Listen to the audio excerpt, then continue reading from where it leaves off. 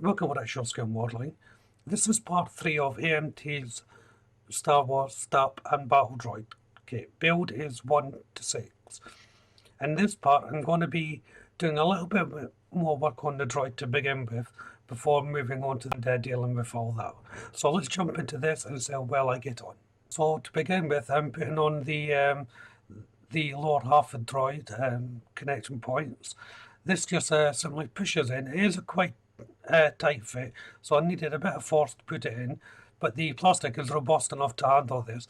I think it's designed that way, but it should just lock in, and once it does, then you can see the bottom part of the droid moving. And this is essential again for when it's connected to the Stap.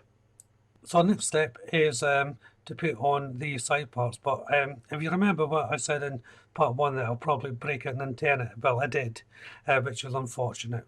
These side parts are just popping. Now they're not really meant to be glued, but I couldn't get them in properly. They kept on either not being flush or falling out, so in the end I had to cement them in. It just means that the bottom part movement is not really going to move all that well, but the ball socket still moves, so that is something. It's a little bit annoying, but there's not much I can do about it if I want the part to be stable. So now it's back to the antenna, and I've just added a little bit of cement to reattach this. I actually got it quite a nice clean fit to reattach it in the end. Sometimes these things you have to then sand down and try and get them all to marry up. This particular one, I was lucky enough to get it on straight. Onto the stabilizers and feet platforms. The stabilizers, just a triangle little parts fit into here. They just simply push in. The feet platforms I'm painting before I assemble, and I'm using Revell Aquacolor 83 Rust, and this is going to be the main colour of the entire Stap. This rust colour is a very good reddy brown sort of colour, so I think it's ideal for the Stap. If you haven't used a rust colour before, there's many different shades out there depending on the brand mix that you get, but this one is, as I said, just like a red brown colour. And now moving over to Revell Aquacolor 91 Steel, and this is for the struts that are going to hold these feet plate into position. And it's the same colour for these supports, though these go inside the droid, which will become clear later on. And again, the same colour for this part of the weapon system. Then it's Revell Aquacolor 90 Silver for the other part of the barrel for the weapon system. Again, this is just to give it contrast. And the remaining parts is the 83 Rust colour. So 3 different colours making up the gun barrels or laser cannons, whatever they are. And I think it makes it really stand out. Then it's onto the main body, and again it's the rust colour I'm using. I'm using a large flat brush here to paint them. The reason why I use a large flat brush, obviously the surface area, but this helps prevent brush strokes as well while you're painting. But of course the key is always thin coats and holding the brush lightly, and this will all help to eliminate those brush strokes. And I should point out, it doesn't matter if the surface is uneven, like the top part of this Stap here, the brush strokes are the same, keeping it light and applying a thin layer so those brush stroke marks don't come out. So then I'm moving on to the engine, and I'm using Revell Aquacolor 91 Steel once more. I should point out as well on this build, I'm trying to keep all the different colours to a minimum. I'm making this quite a simple build. It's just for practicality really, and there's not a lot of painting involved in this build anyway, so keeping it down to 2 or 3 colours just helps the experience for a beginner when they're doing these things. And this is one of the whole points of these videos, is to show someone how easy it is to build these models if they haven't had any experience. This is the main structure from the Stap to the body that's getting painted now. Again, this is a 91 steel that I'm using. It's a bit more difficult to paint because of the uneven surfaces, and that I'll have to switch to a smaller brush at some point. But again, the key thing is very thin coats of paint. To the assembly now, and first of all I'm putting in the struts that hold the feet platform. Now these go in a specific way, and the location points relate to that as well. The holes that house these are a different size, so if you get confused which one goes where, just look at your location pins and the points will dictate where it's going to go. And once they're dry, then they just get placed on the actual stabilizer here. There's two little location points for it just to push into. They are a bit of an awkward shape, so I had to hold them for a couple of minutes just to make sure they are set. Going back to the engines, and I'm just starting to paint in the final details. So inside the colour of the engine, just putting the outside colour in on the ring that runs around inside the engine.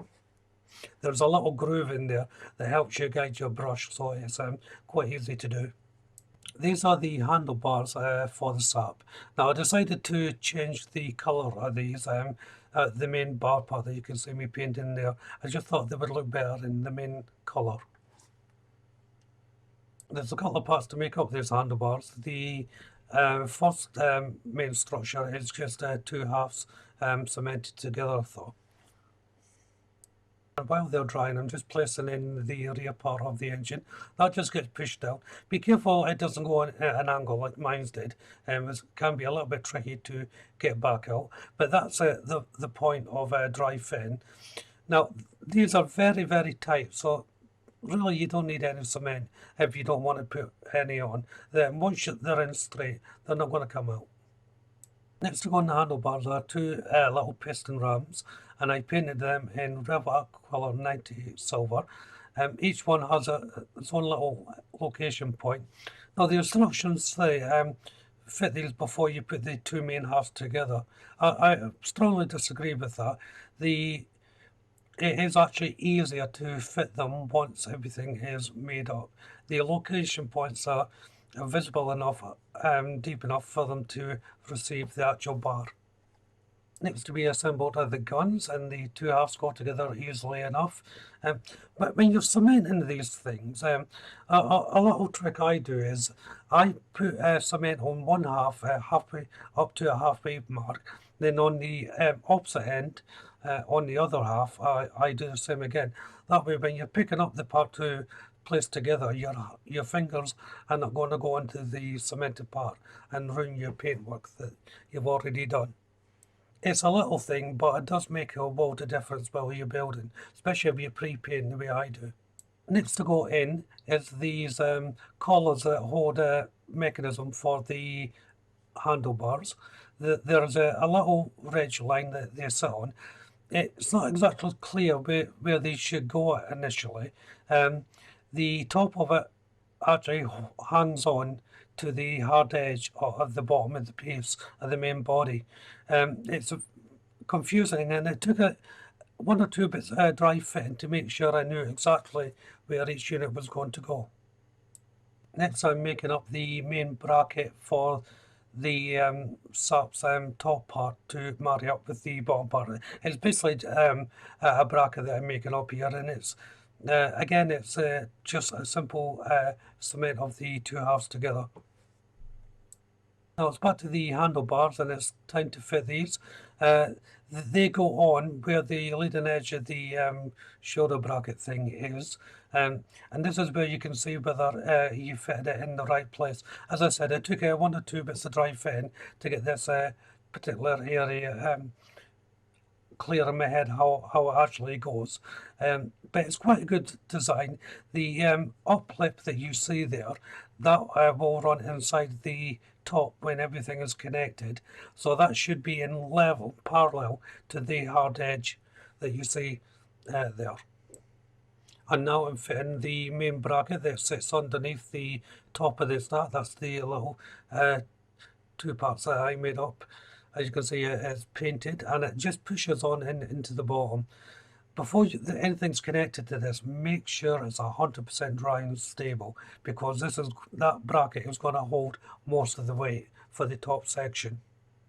And now it's on, I'm just tidying up some little bits of paint that I may have missed or little blemishes. It's not really necessary because this is the underside, but I like to do it.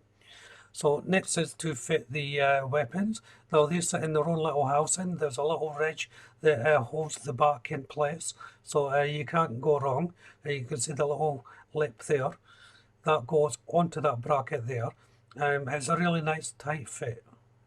You don't really have to hold it in place for it to sit because, as I said, it's a nice tight fit. And when the top goes on, it will just hold everything in place. And as I'm going to be putting the top on, this is where I'll end part 3. So if you haven't done so already, why don't you check out the channel for my other builds? I'm sure there's something there for everyone by now. If you subscribe to the channel, make sure you hit the notification bell. That way you'll be kept up to date, not only with this build, but all my future builds as well, of course. Hit that like button. Don't forget to leave a comment, and of course you can share the video. But for now, thank you all very much for watching. Bye bye.